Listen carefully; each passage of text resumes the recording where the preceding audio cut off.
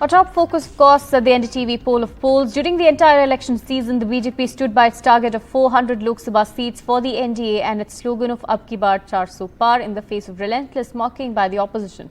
But if three poll of polls are to be believed, the ruling party is going to have the upper hand. Maria Shakil takes us through the analysis.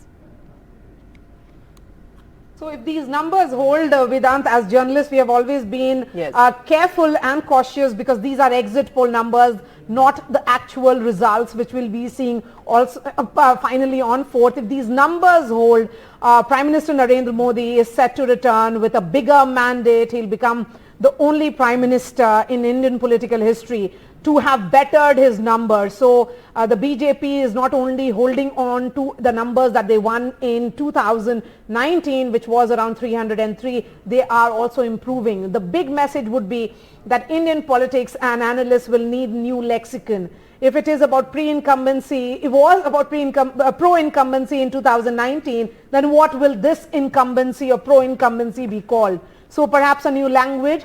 Mr. Modi and his popularity remains intact. The big ideas of this election would certainly be that we have been talking about how the BJP is not really prepared to take on the regional players when they fought in the turf of regional players. Because if you look at Bengal in particular, Trinamool Congress versus BJP playing on ground, and the exit pollsters are predicting a number of 25 to 31. If that is the range, which essentially means that the BJP is prepared to take on also the regional players, be it RJD in the state of Bihar, because the exit polls are suggesting that they are in the upwards of 32, 34, which is almost closer to what were the results in 2019. And again in Uttar Pradesh, despite all the surround sound, the BJP seems to be doing really well, bettering its number of 2019. But again, in the look east policy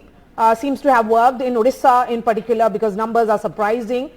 Many pollsters are suggesting that the concern, of course, for the party would remain southern India.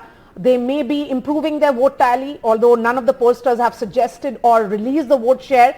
But in terms of translation of seats, there is not much of a surprise either in Kerala or in Tamil Nadu. Prime Minister Modi has taken to social media to appreciate party workers. He said, and I quote, "I'd like to applaud each and every NDA Karyakarta across length and breadth of India, often braving intense heat, and compliment them for meticulously explaining our development agenda to the people and motivating them to come out and vote. Our Karyakartas are our greatest strength," is what the Prime Minister has said, while TMC Sagarika Ghosh has also taken to social media to say that exit poll numbers in a quasi-dictatorship like India are designed to please the regime and are hypothetical and speculative. She's also said that we must wait for the people's verdict on the 4th of June. Listen in to what top leaders told NDTV. आप पिछली बार की भी exit poll निकाल करके देख लीजिए, पिछली बार की भी इसी तरह के थे। लेकिन भारतीय जनता पार्टी 2014 में कितनी सीटें आई, 2019 में उससे बढ़कर के कितनी आई, और 2024 में उससे बढ़कर के कितनी आएंगी, ये आप देख लेना। हमेशा एग्जिट पोल जिस तरह की कहता है, हमारे कार्यकर्ता और देश के यशस्वी प्रधानमंत्री नरेंद्र मोदी जी पर देश की जनता का भरोसा है, इसलिए जो कहा है वो पूरा होगा। You know, exit polls are deeply unscientific. We all know this. I think last year the majority of exit polls got the results wrong in Chhattisgarh and Madhya Pradesh and Rajasthan. These things happen. I mean, so to my mind, what we are interested in is the real poll. That is the ballots, the votes of Janta Janardhan. To my mind, the only poll that matters is what actually went into the machines when people press the button, and I think we'll have to see those before we come to any reaction. I don't see the BJP gaining much ground in the south. All accounts are they will lose significantly in Karnataka, and they certainly won't gain in either Tamil Nadu or Kerala. Exit polls are only exit polls. और मेरा 2014 का 2019 का हमारा ये अनुभव है कि जो ट्रेंड होता है वो एग्जिट पोल बता देते हैं, पर वो ट्रेंड कहां तक जाता है। अभी जो आपके एग्जिट पोल्स जो मैंने देखे हैं वो सब कह रहे हैं कि हमारे कोई दो कह रहे हैं 310 आएंगे, एक कह रहा है 324 आएंगे, दो कह रहे हैं 350 आएंगे। मेरा ये मानना है कि इस फीडबैक पे ये बीजेपी की बाय इटसेल्फ या 330 या 345 या 350 के पास फिगर होगा, और एनडीए के जो हमारे पार्टनर्स हैं 37 पार्टनर्स, उनके मिला के will be close to 400. To discuss further, I'm being joined by Aditi Fadnis, consulting editor of Business Standard, Hoinu Hazel, who's a senior journalist, as well as Mr. Gautam, senior journalist as well. Thank you for joining us. Let me start off with Aditi Fadnis. Ma'am, now there is no contest in terms of, if BJP is going to win, because that was something that was expected when it comes to the NDA. But the question is, will they then cross the 400 pitch that they've been putting forth? Exit polls, of course, saying 350 is somewhere where the number would come at. Well, it's only a matter of hours and we'll know, but I think it's a big mistake to ignore what you see and what you hear and go by the prevailing trends on social media. It's not a good idea to get swayed by opinions on social media.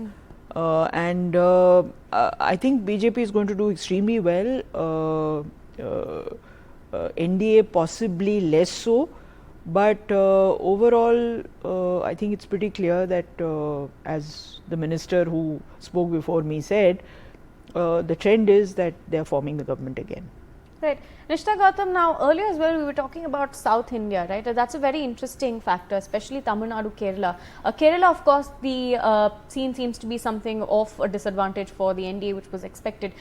In Tamil Nadu as well, DMK sort of, the India alliance sort of in fact having an upper hand. But BJP is sort of making inroads in the South now, in Karnataka and in Tamil Nadu as well.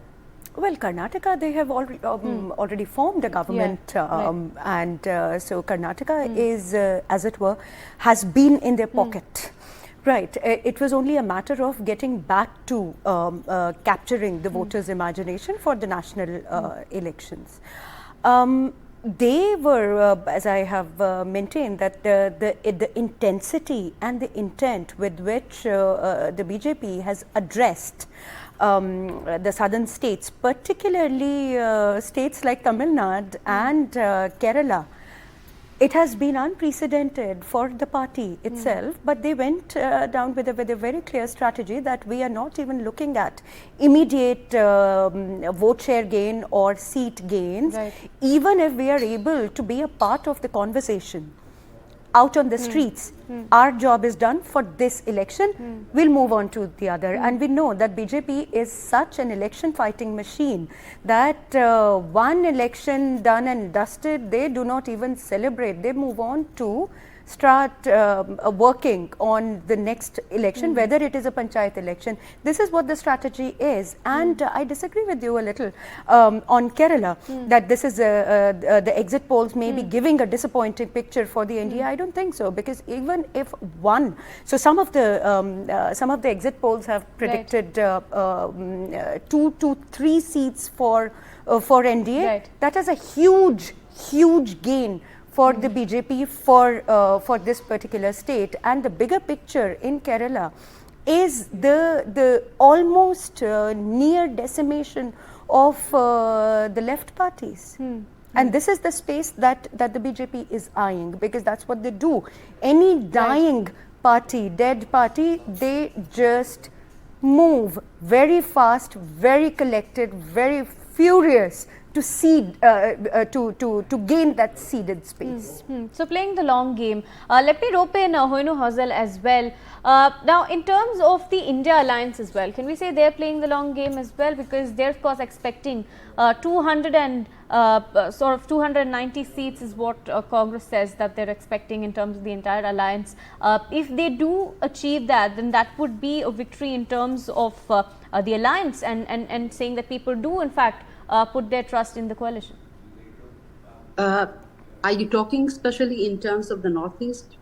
No, I'm talking about overall. The India alliance says that they're expecting 290 plus seats. Can you just reframe your question again? I'm not able to hear you. Hoinu Hazel, I'm trying to say that the India alliance is expecting over 290 seats. So if their strategy is the long game, does that mean that it is a victory for them, even if they achieve the target that they've put forth? Yeah, it's actually a question of numbers. Even if they do well, unfortunately, it does not hold victory because it's really a number game. So I don't think even if they have put the eggs together, since it's a matter of number game, unfortunately, it may not. It might dent a little bit of what the ruling party will have, but I don't think in terms of really becoming victorious. I doubt if that will happen, unfortunately. Or fortunately. Right. Aditi Fadnis, now in terms of ideology, right, we've seen a lot of ideology politics this time around in the Lok Sabha elections. And specifically in West Bengal also, we've seen how women empowerment had become a major poll issue as well. How do you think that has played out for the India Alliance? For the India Alliance, ideology is a mishmash of on the same platform you have Kejriwal, who is espousing some sort of soft Hindutva and will not deviate from that no matter what. You have the left parties, which we know what their ideological predilection is, and we have the Congress, which is kind of leftward tending, but there's an English phrase, quick to strike but afraid to wound. So the Congress is somewhere in that position. So in terms of ideology, I really don't know what the position is. But for the BJP, if it comes in very large numbers, then Prime Minister Narendra Modi will have a completely free hand to deal with ideological issues as he thinks fit. And one kind of ideological issue is the issue of reservations, which came up, as you know, in a very big way during the campaign. So that's one. There will be other ideological challenges that will come up, but we have to wait for the government to be formed. Right. Nishita Gautam, let's talk about some of the key seats, key fights. I think some of the major interesting seats that were being seen is Amethi and Raebareli because of the Gandhi factor in it as well. So I think that would be, a huge question at this point. Will Rahul Gandhi win, Raebareli, and the fact that there was no Gandhi being fielded in Amethi as well? That's something that really came up in power politics this time around in the Lok Sabha elections. Oh well, perception-wise, this was a Harakiri moment for the Congress party, that they could not field Rahul Gandhi from the seat that that he held as a member of Parliament before losing it to the BJP. So yes, there was a bit of a shock even amongst supporters. I'm from Uttar Pradesh, I see that. So even if people do not go out and vote for the Congress party, they definitely see them as people of Uttar Pradesh, even though they do not stay in Uttar Pradesh, they do not do anything in Uttar Pradesh, but they see the Gandhis, because it is harking back to the times of Indira Gandhi, her husband, and then Sanjay Gandhi, Rajiv Gandhi. So, all of that, this whole thing, that Nehrus were from Allahabad. So that thing is very much present in the voters of Uttar Pradesh even today. So this was not a great, optics, as you guys say in media, that not great optics from the Congress party. Not fielding. We do not have to speculate whether Rahul Gandhi is going to win from Raebareli or not. It will be clear, as Aditi said, in a matter of few hours. Absolutely. But the question here is, was Congress party even taking these two family seats seriously enough? That is the question that the voters were asking, and they will continue to ask no matter what the outcome is, even from Raebareli. Hazel, now in terms of ideology, we were just discussing what the India Alliance sort of stands for, but the NDA has been quite clear on what they'll do if they come to power. So there were certain things that they were pitching, like the UCC, CAA as well. They were talking about, of course, reservation. They did quite strongly come out and say that they were not going to touch reservation. There was some constitution politics also that came up in between. So how do you think the BJP navigated these ideological issues when it comes to this campaign? I can only talk about in the context of Northeast. We have to understand that when we talk of reservation, we have to understand that these are affirmative actions meant to uplift a certain section of people. And you must understand that in the Northeast, there are difficult terrain where what we take for granted is not quite accessible there. So we always have to keep in mind that there should be a different yardsticks for different people. So in terms of reservation, if we're talking about jobs, institutes, this affirmative action continues to make a difference for a large number of people in the Northeast.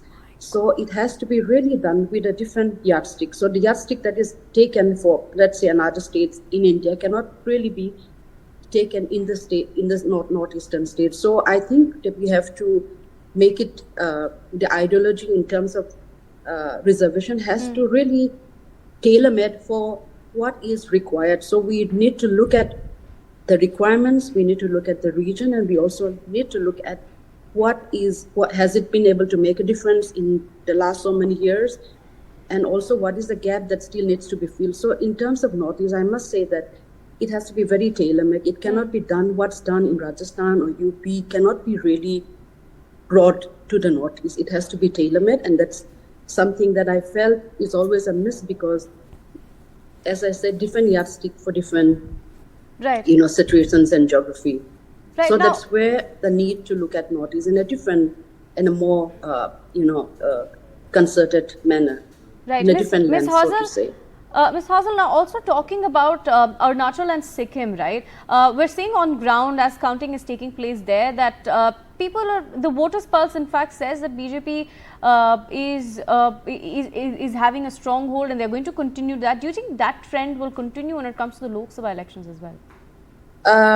One, we have to understand that in the Northeast, there's a pattern that they always vote for the ruling party, and there are different factors for that. One, of course, they sort of feel that they have to appease the ruling party because of the overwhelming dependence that we have in the center.